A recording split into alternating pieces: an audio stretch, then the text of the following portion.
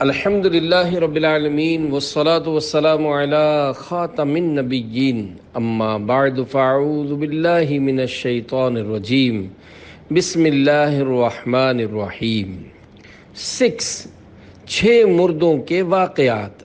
یہ مضمون غیبت کی تباہ کاریاں صفحہ 194 تا 210 سے لیا گیا ہے۔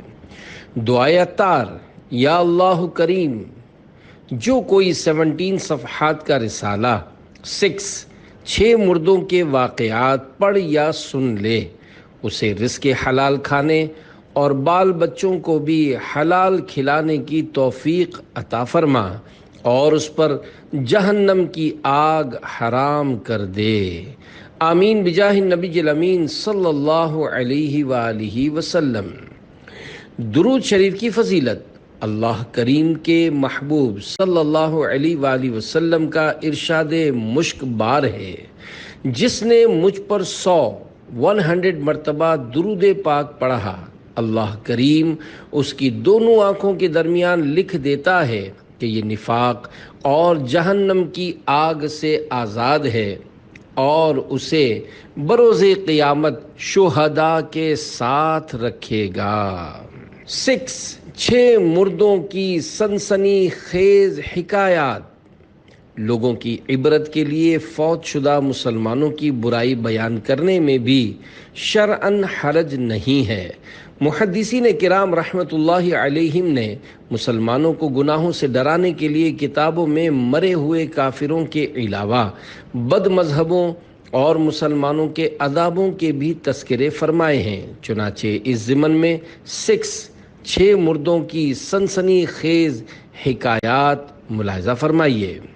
نمبر 1، آگ کا کرتا۔ حضرت سیدنا ابو رافع رضی اللہ عنہ فرماتے ہیں، میں رسول اللہ صلی اللہ علیہ وآلہ وسلم کے ہمراہ بقیع میں گزرا تو آپ صلی اللہ علیہ وآلہ وسلم نے فرمایا اف اف، تو میں نے گمان کیا کہ شاید آپ صلی اللہ علیہ وآلہ وسلم میرا ارادہ فرماتے ہیں۔ میں نے عرض کی، یا رسول اللہ صلی اللہ علیہ وآلہ وسلم، کیا مجھ سے کوئی غلطی ہوئی؟ فرمایا نہیں، بلکہ اس قبر والے شخص کو میں نے بنو فلاں کے پاس صدقہ وصول کرنے بھیجا تھا تو اس نے ایک چادر بطور خیانت بچا لی تھی، آخر ویسا ہی آگ کا کرتا اس کو پہنایا گیا۔ سرکار صلی اللہ علیہ وآلہ وسلم سے کچھ چھپا ہوا نہیں۔ اے عاشقان رسول، دیکھا آپ نے، درس عبرت دینے کے لیے اس حدیث پاک میں فوت شدہ شخص کے عذاب قبر کا ذکر کیا گیا ہے۔ اس روایت سے یہ بھی روز روشن کی طرح ظاہر ہوا کہ ہمارے مکی مدنی آقا صلی اللہ علیہ وآلہ وسلم اللہ پاک کی عطا سے علم غیب رکھتے ہیں، جبھی تو قبر میں ہونے والے عذاب کے ساتھ ساتھ سبب عذاب کی بھی ہاتھوں ہاتھ خبر ارشاد فرما دی۔ میرے آقا اعلیٰ حضرت امام اہل سنت مولانا شاہ امام احمد رضا خان رحمۃ اللہ علیہ کا کتنا پیارا عقیدہ تھا، چنانچہ آپ رحمۃ اللہ علیہ کی حدائق بخشش شریف کا شعر سنیے اور ایمان تازہ کیجیے۔ سر عرش پر ہے تیری گزر، دل فرش پر ہے تیری نظر، ملکوت و ملک میں کوئی شے نہیں وہ جو تجھ پہ عیاں نہیں۔ یعنی یا رسول اللہ صلی اللہ علیہ وآلہ وسلم، اللہ رب العزت کی عنایت سے عرش آپ کی گزرگاہ ہے اور فرش زیر نگاہ ہے، الغرض ملائکہ ہوں یا عالم ارواح، کائنات میں کوئی چیز بھی ایسی نہیں جو آپ صلی اللہ علیہ وآلہ وسلم سے پوشیدہ ہو۔ صلو علی الحبیب صلی اللہ علی محمد۔ نمبر 2، بے دین کی گردن میں سانپ۔ حافظ ابو خلال نے کتاب کرامات الاولیاء میں اپنی سند سے روایت کی کہ مجھ سے عبداللہ بن ہاشم نے فرمایا، میں ایک میت کو نہلانے گیا، جب میں نے اس کے جسم سے کپڑا کھولا تو اس کی گردن پر سانپ لپٹے ہوئے تھے۔ میں نے ان سانپوں سے کہا کہ آپ کو اس پر مسلط کیا گیا ہے اور ہمیں اس کو غسل دینا ہے، اگر آپ اجازت دیں تو ہم اس کو غسل دے دیں۔ پھر آپ اپنی جگہ واپس آ جائیے۔ تو وہ سانپ ہٹ کر ایک کونے میں ہو گئے۔ جب ہم غسل میت سے فارغ ہوئے تو وہ اپنی جگہ واپس آ گئے۔ یہ شخص بے دینی یعنی گمراہی میں مشہور تھا۔ نمبر 3، گردن میں سانپ لپٹا ہوا تھا۔ حضرت ابو اسحاق رحمۃ اللہ علیہ فرماتے ہیں، مجھے ایک میت کو غسل دینے کے لیے بلایا گیا۔ جب میں نے اس کے چہرے سے کپڑا ہٹایا تو اس کی گردن میں سانپ لپٹا ہوا تھا۔ لوگوں نے بتایا کہ یہ صحابہ کرام علیہم رضوان کو گالیاں دیتا تھا۔ معاذ اللہ، صحابہ کے حق میں خدا سے ڈرو۔ اے عاشقان صحابہ و اہل بیت، معاذ اللہ، صحابہ کرام علیہم رضوان کو گالیاں دینا گناہ، بہت سخت گناہ، قطعی حرام اور جہنم میں لے جانے والا کام ہے۔ عاشقان رسول کی دینی تحریک دعوت اسلامی کے مکتبۃ المدینہ کی کتاب سوانح کربلا 192 صفحہ 31 پر ہے۔ حضرت عبداللہ بن مغفل رضی اللہ عنہ سے مروی ہے کہ حضور صلی اللہ علیہ وآلہ وسلم نے فرمایا کہ میرے اصحاب کے حق میں خدا سے ڈرو، خدا کا خوف کرو، انہیں میرے بعد نشانہ نہ بناؤ۔ جس نے انہیں محبوب یعنی پیارا رکھا، میری محبت کی وجہ سے محبوب رکھا، اور جس نے ان سے بغض کیا وہ مجھ سے بغض رکھتا ہے، اس لیے اس نے ان سے بغض رکھا۔ جس نے انہیں ایذا دی اس نے مجھے ایذا دی، جس نے مجھے ایذا دی اس نے بے شک خدائے پاک کو ایذا دی، جس نے اللہ پاک کو ایذا دی قریب ہے کہ اللہ پاک اسے گرفتار کرے۔ صحابہ کرام علیہم رضوان کا نہایت ادب کیجیے۔ صدر الافاضل حضرت علامہ مولانا سید محمد نعیم الدین مراد آبادی رحمۃ اللہ علیہ فرماتے ہیں، مسلمان کو چاہیے کہ صحابہ کرام علیہم رضوان کا نہایت ادب رکھے اور دل میں ان کی عقیدت و محبت کو جگہ دے۔ ان کی محبت حضور صلی اللہ علیہ وآلہ وسلم کی محبت ہے، اور جو بدنصیب صحابہ علیہم رضوان کی شان میں بے ادبی کے ساتھ زبان کھولے وہ دشمن خدا و رسول صلی اللہ علیہ وآلہ وسلم ہے۔ مسلمان ایسے شخص کے پاس نہ بیٹھے۔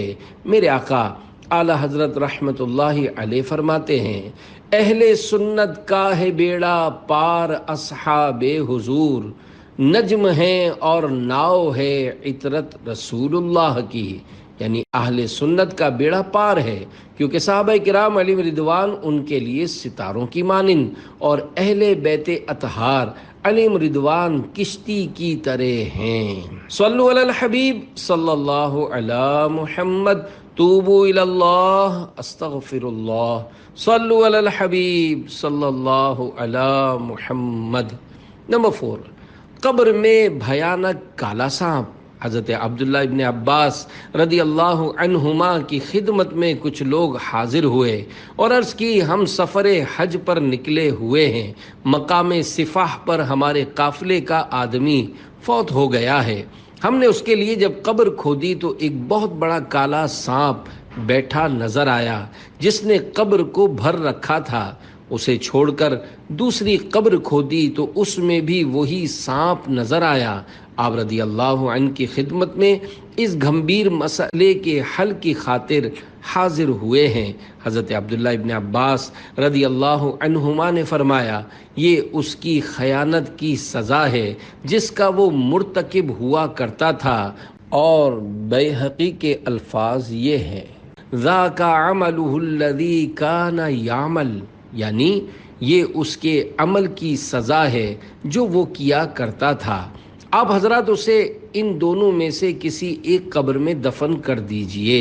خدا کی قسم اگر اس دنیا کی ساری زمین بھی کھود ڈالیں گے تب بھی ہر جگہ یہی کچھ پائیں گے۔ بالآخر ہم نے اس کو سانپ بھری قبر میں دفنا دیا۔ واپس آ کر ہم نے اس کا سامان اس کے گھر والوں کو دے دیا اور اس کی بیوہ سے اس کے اعمال کے بارے میں سوال کیا تو اس نے بتایا یہ کھانا بیچتا تھا اور اس میں سے اپنے گھر والوں کے لیے کچھ نکال لیتا تھا، پھر کمی پوری کرنے کے لیے اس میں اتنی ہی ملاوٹ کر دیتا تھا۔ دھوکہ بازی جہنم سے ہے۔ اے عاشقان رسول، دیکھا آپ نے، ضرورتاً عبرت کے لیے مردے کی برائی بیان کرنا جائز تھا، جبھی تو حضرت عبداللہ ابن عباس رضی اللہ عنہما نے اس مرے ہوئے حاجی کی برائی بیان فرمائی۔ نیز جواز ہی کے سبب بلند پایا محدثین نے اس حکایت کو اپنی اپنی کتب میں نقل کیا۔ اس حکایت سے ملاوٹ والا مال دھوکے سے بیچنے کی تباہ کاری معلوم ہوئی۔ عاشقان رسول کی مدنی تحریک دعوت اسلامی کے مکتبۃ المدینہ کی کتاب بیانات عطاریہ حصہ اول 480 صفحات کے صفحہ 218 پر ہے۔ اللہ کے پیارے حبیب صلی اللہ علیہ وآلہ وسلم کا فرمان عبرت نشان ہے، جو ہمارے ساتھ دھوکہ بازی کرے وہ ہم میں سے نہیں، اور مکر اور دھوکہ بازی جہنم میں ہیں۔ ایک اور مقام پر سرکار نامدار صلی اللہ علیہ وآلہ وسلم نے فرمایا کہ 3 اشخاص داخل جنت نہ ہوں گے۔ نمبر 1 دھوکہ باز، نمبر 2 بخیل، نمبر 3 احسان جتانے والا۔ ملاوٹ والا مال بیچنے کا جائز طریقہ۔ یہاں وہ لوگ عبرت حاصل کریں جو ملاوٹ والا مال دھوکے سے بیچتے ہیں۔ اگر مرنے کے بعد پکڑ میں آ گئے تو کیا ہوگا؟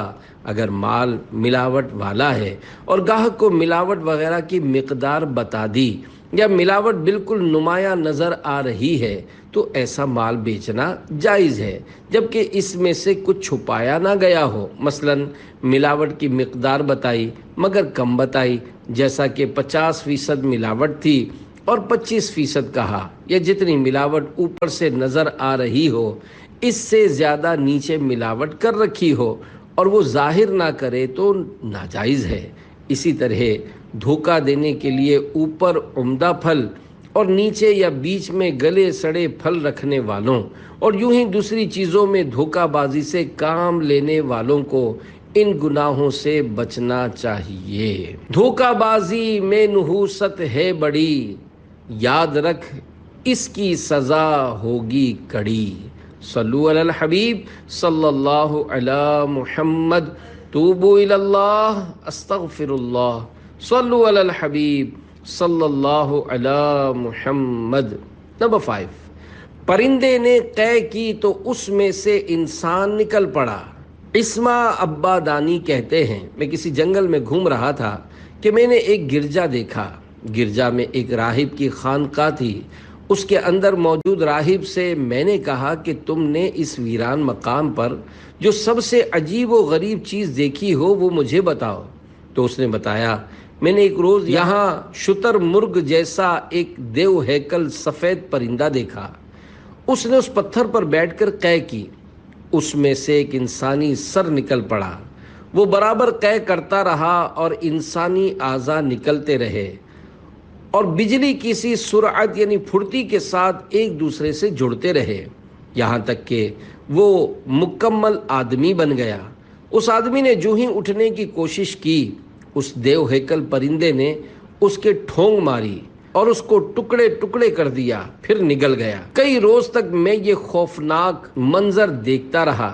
میرا یقین خدا پاک کی قدرت پر بڑھ گیا کہ واقعی اللہ پاک مار کر جلانے یعنی زندہ کرنے پر قادر ہے۔ ایک دن میں اس دیو ہیکل پرندے کی طرف متوجہ ہوا اور اس سے دریافت کیا کہ اے پرندے، میں تجھے اس ذات کی قسم دے کر کہتا ہوں جس نے تجھ کو پیدا کیا کہ اب کی بار جب وہ انسان مکمل ہو جائے تو اس کو باقی رہنے دینا تاکہ میں اس سے اس کا عمل معلوم کر سکوں۔ تو اس پرندے نے فصیح عربی میں کہا، میرے رب کے لیے ہی بادشاہت اور بقا ہے اور ہر چیز فانی ہے اور وہی باقی ہے۔ میں اس کا ایک فرشتہ ہوں اور اس شخص پر مسلط کیا گیا ہوں تاکہ اس کے گناہ کی سزا دیتا رہوں۔ جب قے میں وہ انسان نکلا تو میں نے اس سے پوچھا، اے اپنے نفس پر ظلم کرنے والے انسان، تو کون ہے اور تیرا قصہ کیا ہے؟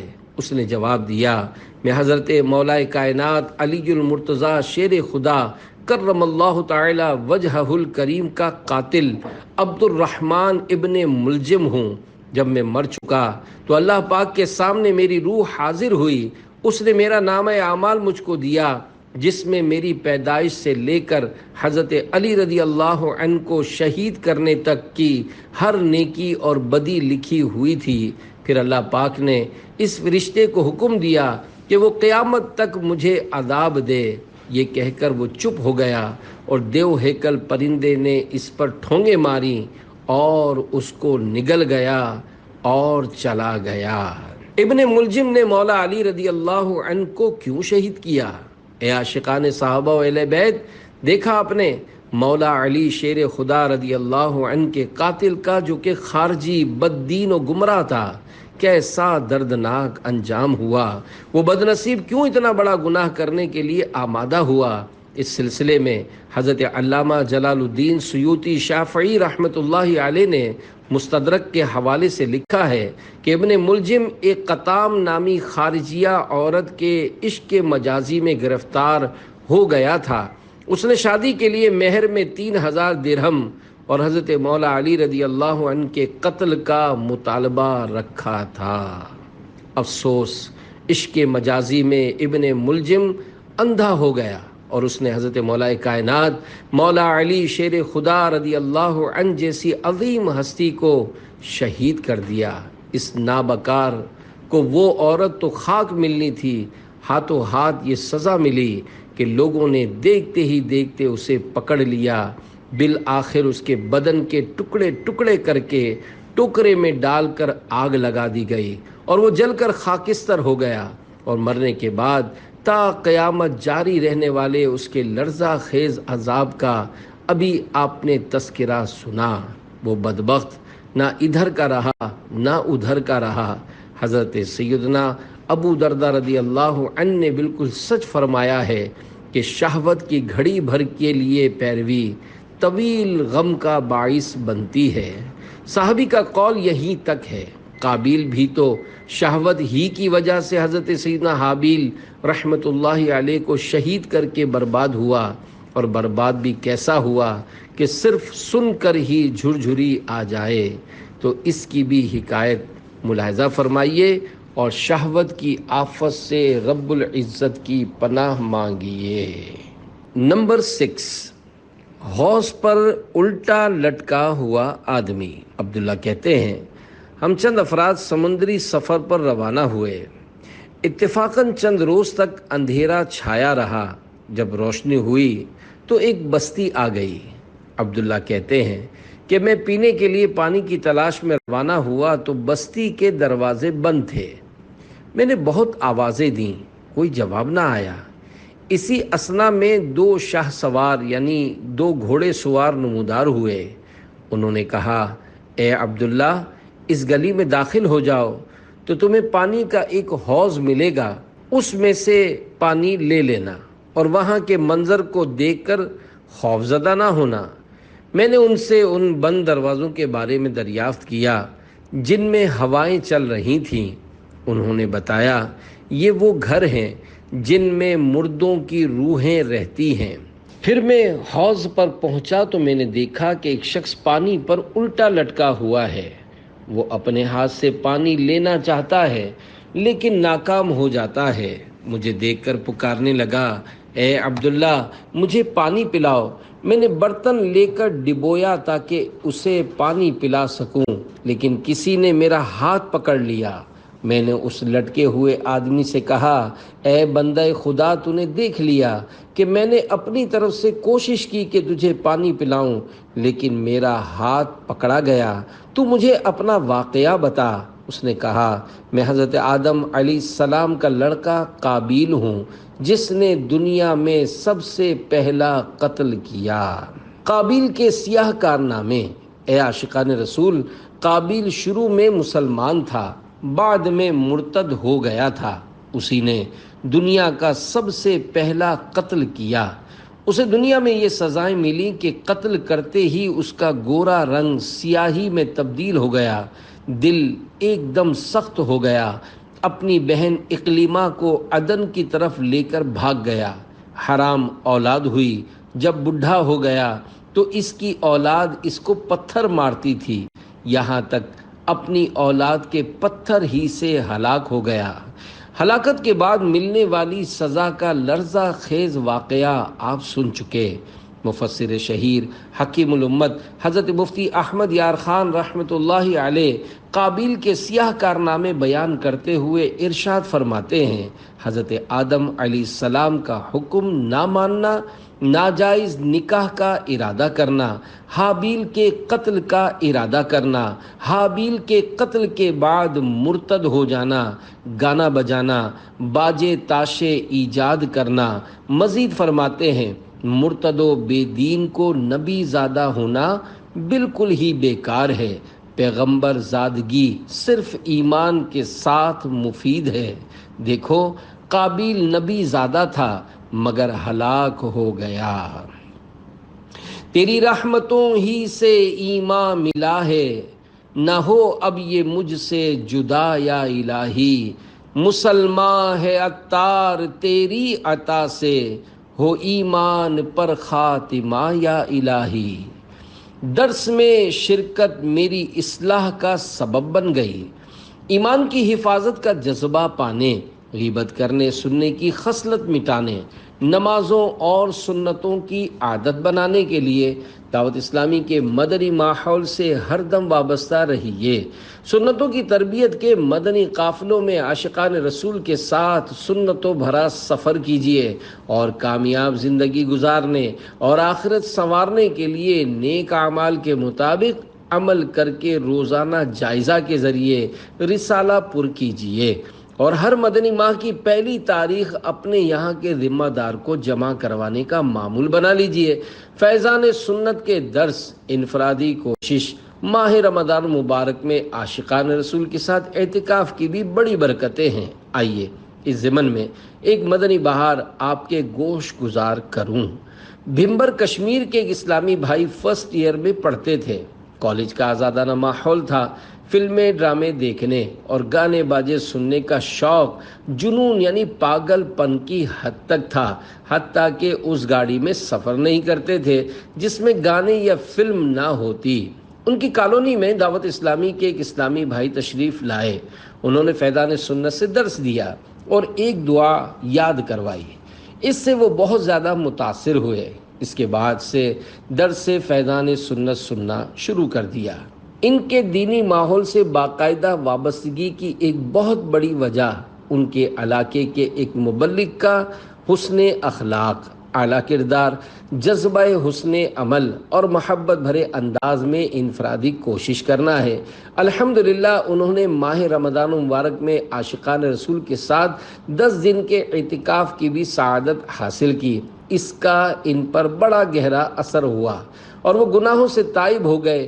کشمیر میں دعوت اسلامی کی ایک مجلس کے نگران بنے اور کشمیر کے ایک ڈویژن کی نگرانی سے بھی مشرف ہوئے۔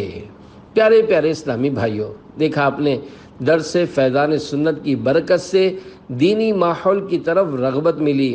اسلامی بھائی کی انفرادی کوشش و شفقت نے مزید تقویت بخشی، اور 100 کروڑ مرحبا مدنی ماحول کے اندر ہونے والے سنت و بھرے اعتکاف رمضان نے گناہوں کی گہری کھائی میں گرے ہوئے انسان کو سہارا دے کر نکالا، اور اتنی زبردست عظمت بخشی کہ دعوت اسلامی کے بہت سارے ذمہ داروں کا بھی ذمہ دار بنا دیا۔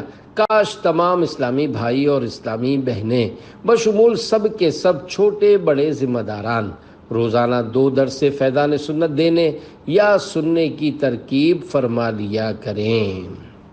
قبر کی روشنی، عاشقان رسول کی مدنی تحریک دعوت اسلامی کے مکتبۃ المدینہ کی کتاب فیضان سنت 1548 صفحہ 195 تا 196 پر ہے۔ درس و بیان کے ثواب کا بھی کیا کہنا۔ حضرت علامہ جلال الدین سیوطی شافعی رحمۃ اللہ علیہ شرح الصدور میں نقل کرتے ہیں، اللہ کریم نے حضرت موسیٰ کلیم اللہ علیہ السلام کی طرف وحی فرمائی، بھلائی کی باتیں خود بھی سیکھو اور دوسروں کو بھی سکھاؤ۔ میں بھلائی سیکھنے اور سکھانے والوں کی قبروں کو روشن فرماؤں گا تاکہ ان کو کسی قسم کی وحشت نہ ہو۔ قبریں جگمگا رہی ہوں گی۔ اس روایت سے نیکی کی بات سیکھنے سکھانے کا اجر و ثواب معلوم ہوا۔ انشاءاللہ سیکھنے سکھانے کی نیت سے سنت و بھرا بیان کرنے یا درس دینے اور سننے والوں کے تو وارے ہی نیارے ہو جائیں گے۔ انشاءاللہ ان کی قبریں اندر سے جگمگ جگمگ کر رہی ہوں گی اور انہیں کسی قسم کا خوف محسوس نہیں ہوگا۔ اچھی نیتوں کے ساتھ انفرادی کوشش کرتے ہوئے نیکی کی دعوت دینے والوں، مدنی قافلے میں سفر اور جائزہ کر کے نیک اعمال کا رسالہ روزانہ پر کرنے کی ترغیب دلانے والوں اور سنت و بھرے اجتماع کی دعوت پیش کرنے والوں نیز بنیت ثواب مبلغین کی نیکی کی دعوت کو سننے والوں کی قبور بھی انشاءاللہ حضور مفیض النور صلی اللہ علیہ وآلہ وسلم کے نور کے صدقے نور علی نور ہوں گی۔ قبر میں لہرائیں گے تا حشر چشمے نور کے، جلوہ فرما ہوگی جب طلعت رسول اللہ کی۔ صلو علی الحبیب صلی اللہ علی محمد، توبوا الی اللہ استغفر اللہ، صلو علی الحبیب صلی اللہ علی محمد۔ دعوت میں غیبت کی حکایت۔ حضرت سیدنا ابراہیم بن ادھم رحمۃ اللہ علیہ کہیں کھانے کی دعوت پر تشریف لے گئے۔ لوگوں نے آپس میں کہا کہ فلاں شخص ابھی تک نہیں آیا۔ ایک شخص بولا وہ موٹا تو بڑا سست ہے۔ اس پر حضرت سیدنا ابراہیم بن ادھم رحمۃ اللہ علیہ اپنے آپ کو ملامت کرتے ہوئے فرمانے لگے، افسوس میرے پیٹ کی وجہ سے مجھ پر یہ آفت آئی ہے کہ میں ایک ایسی مجلس یعنی بیٹھک میں پہنچ گیا جہاں ایک مسلمان کی غیبت ہو رہی ہے۔ یہ کہہ کر وہاں سے واپس تشریف لے گئے اور اس صدمے سے 3 اور روایت دیگر 7 دن تک کھانا نہ کھایا۔ غیبت کرنا گناہ کبیرہ ہے کہ 19 حروف کی نسبت سے کسی کو سست وغیرہ کہنے کے متعلق 19 مثالیں۔ اے عاشقان اولیاء، دیکھا آپ نے اللہ پاک کے نیک بندے مسلمانوں کی آبرو ریزی بالکل برداشت نہیں کرتے اور ایسی بیٹھکوں اور دعوتوں کو بھی ترک کر دیتے ہیں جہاں مسلمانوں کی غیبتوں کا سلسلہ ہو۔ کیا کبھی ہم بھی کسی غیبتوں بھری دعوت یا بیٹھک سے واک آؤٹ یعنی اٹھ کھڑے ہوئے؟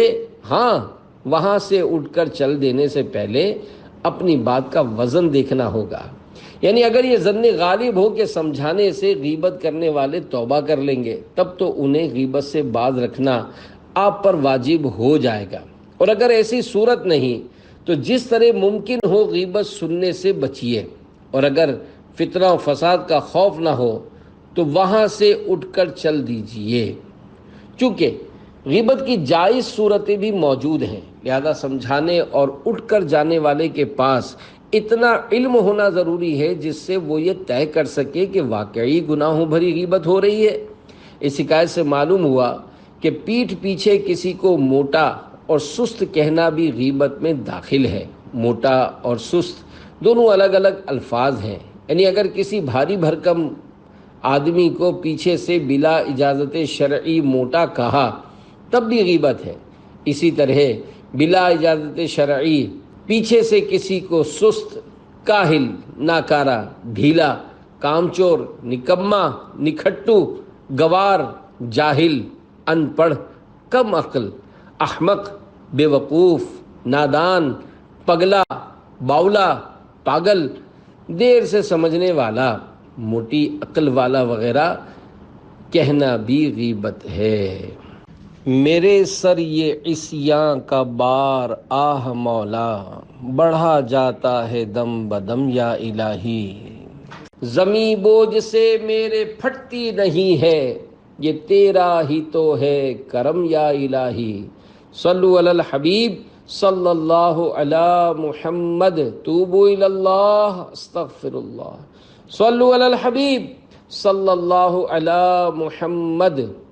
دونوں جہاں کی ذلت میرے آقا اعلی حضرت مولانا شاہ امام احمد رضا خان رحمۃ اللہ علیہ فتاوی رضویہ شریف جلد 24 صفحہ 347 پر فرماتے ہیں، جو مظلوم کی داد رسی پر قادر ہو اور نہ کرے تو اس کے لیے ذلت کا عذاب ہے۔ حدیث میں ہے کہ رسول اللہ صلی اللہ علیہ وآلہ وسلم فرماتے ہیں، جس شخص کے سامنے اس کے مسلمان بھائی کی غیبت کی جائے اور یہ اس کی مدد پر قادر ہو اور نہ کرے، اللہ پاک اسے دنیا و آخرت میں پکڑے گا۔ مزید اسی جلد کے صفحہ 426 تا 427 پر لکھتے ہیں، نبی کریم صلی اللہ علیہ وآلہ وسلم نے فرمایا، جس شخص کے سامنے کسی مسلمان کی بے عزتی کی جائے اور وہ طاقت کے باوجود اس کی امداد نہ کرے تو قیامت کے دن اللہ پاک اسے لوگوں کے سامنے ذلیل و رسوا کرے گا۔ اعلیٰ حضرت رحمۃ اللہ علیہ یہ حدیث پاک لکھنے کے بعد تحریر فرماتے ہیں، اندازہ کیا جا سکتا ہے کہ مسلمان کی غیبت وغیرہ کے ذریعے بے عزتی کو دیکھ کر خاموش رہنا ایسے یعنی قیامت کی رسوائی کے عذاب کا باعث ہے، تو خود اسے یعنی کسی مسلمان کو غیبت وغیرہ کے ذریعے ذلیل کرنے کے درپے ہونا اور جس منصب اور مرتبے کی وجہ سے اسے مسلمانوں کے نزدیک عزت حاصل ہو، اس میں غیبتوں، الزام تراشیوں اور بدگمانیوں وغیرہ کے ذریعے رخنہ اندازی یعنی خلل ڈالنے کی کوشش کرنا کس قدر عذاب اور اللہ پاک کے غضب کا سبب ہوگا۔ اللہ کی دی ہوئی عزت کون چھین سکتا ہے؟ اے عاشقان اعلیٰ حضرت، بیان کردہ روایات اور اعلیٰ حضرت رحمۃ اللہ علیہ کے فرمودات یعنی ارشادات سے وہ حضرات عبرت حاصل کریں جو بلا اجازت شرعی کسی سنی عالم، پیشوا، سربراہ، کسی تنظیمی ذمہ دار یا کسی بھی عام مسلمان کے پیچھے پڑ جاتے ہیں، اس کو ہدف تنقید بناتے ہوئے اس کی عزت اچھالنے لگتے ہیں۔ یوں غیبتوں، چغلیوں، تہمتوں، بدگمانیوں، عیب دریوں، دل آزاریوں اور نہ جانے کن کن گناہوں کے مرتکب ہوتے ہیں۔ جس کو اللہ پاک نے معزز کیا ہو اس کی عزت کون چھین سکتا ہے؟ سنو سنو، جو بدنصیب بلا وجہ شرعی کسی مسلمان کی مخالفت کرتے، ان کو بدنام کرتے پھرتے ہیں، ایسوں کے بارے میں قرآن کریم کیا فرماتا ہے؟ چنانچہ پارہ 18 سورۃ النور آیت نمبر 19 میں اللہ پاک کا فرمان عبرت نشان ہے، ان الذين يحبون ان تشيع الفاحشة في الذين آمنوا لهم عذاب أليم في الدنيا والآخرة۔ ترجمہ کنز ایمان، وہ لوگ جو چاہتے ہیں کہ مسلمانوں میں برا چرچا پھیلے، ان کے لیے دردناک عذاب ہے دنیا اور آخرت میں۔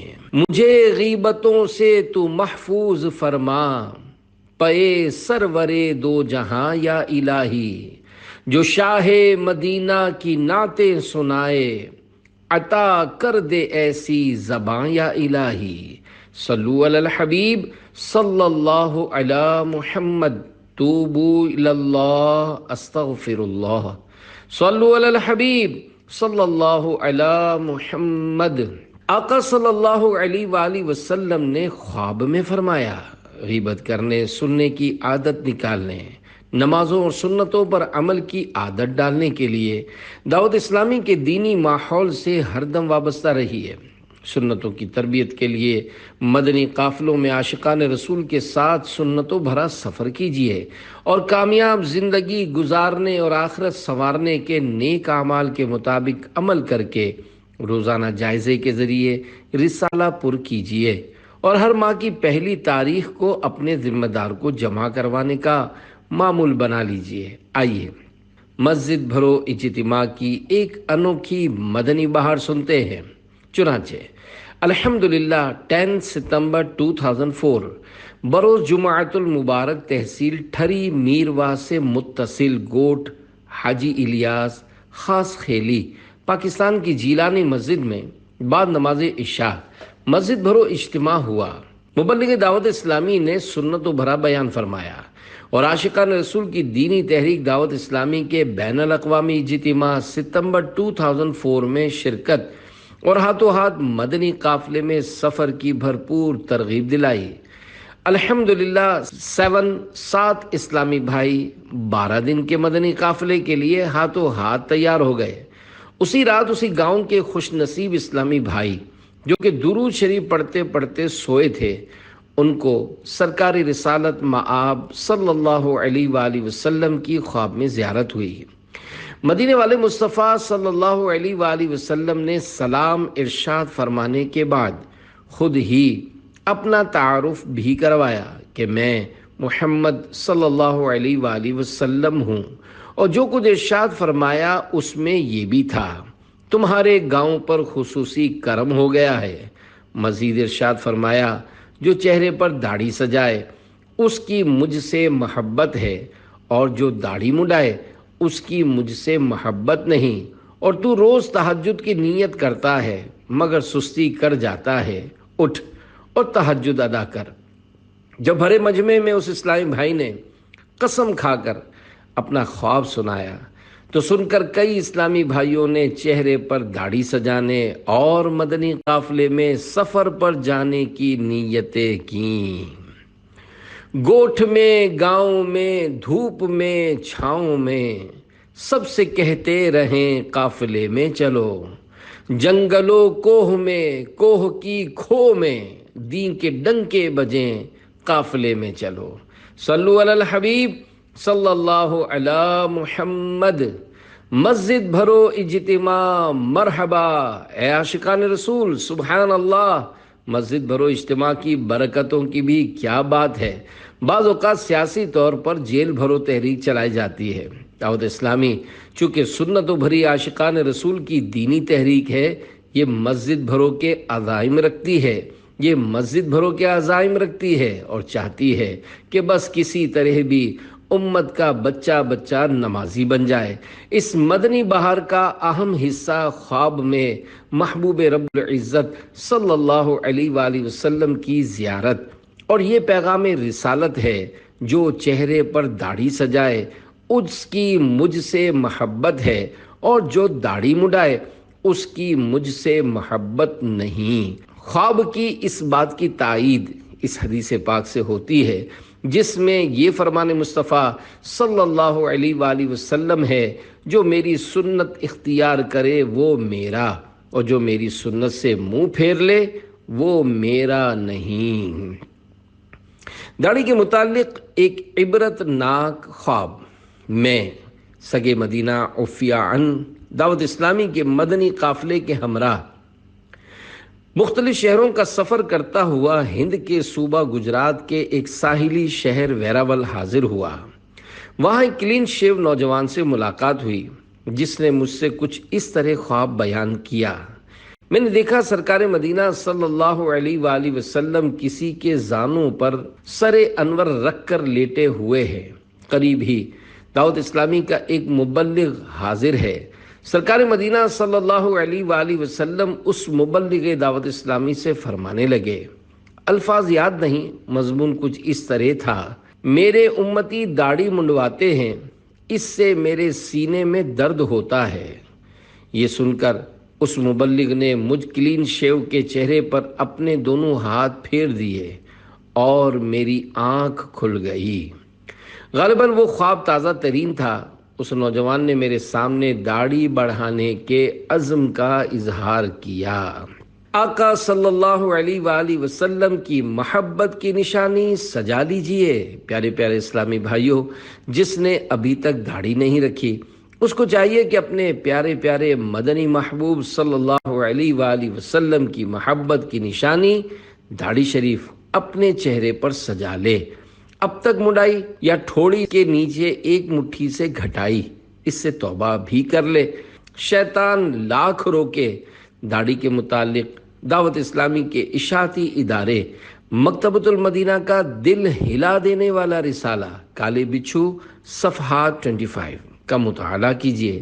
نیز مکتبۃ المدینہ کی جاری کردہ کالے بچھو صفحات 25 نامی آڈیو کیسٹ سنیے یا وی سی ڈی دیکھیے۔ سرکار کا عاشق بھی کیا داڑھی منڈاتا ہے؟ کیوں عشق کا چہرے سے اظہار نہیں ہوتا۔ صلو علی الحبیب صلی اللہ علی محمد، توبو الی اللہ، استغفر اللہ۔ صلو علی الحبیب صلی اللہ علی محمد۔ مکر اور دھوکہ بازی۔ مسلمانوں کے پہلے خلیفہ حضرت ابو بکر صدیق رضی اللہ عنہ سے روایت ہے کہ رسول اللہ صلی اللہ علیہ وآلہ وسلم نے فرمایا، جو کسی مومن کو ضرر یعنی نقصان پہنچائے یا اس کے ساتھ مکر اور دھوکہ بازی کرے وہ ملعون ہے۔